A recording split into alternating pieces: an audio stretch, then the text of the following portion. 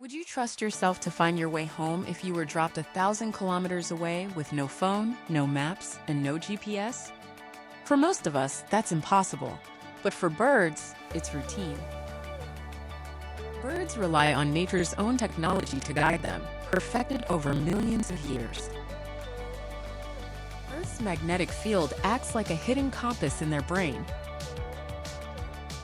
The sun and stars help them orient day and night. Familiar landmarks from mountains to rivers become signposts along their journey.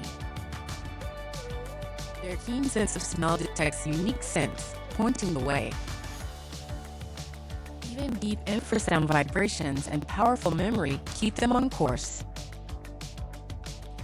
Imagine a GPS needing satellites, signals, and software. A bird needs only its built-in senses and nature's cues to find its nest year after year across continents. So next time you see a bird soaring overhead, remember, you're watching a true navigator, using skills that technology only dreams of. Nature's wisdom, woven into feathers and instincts, continues to astonish and inspire.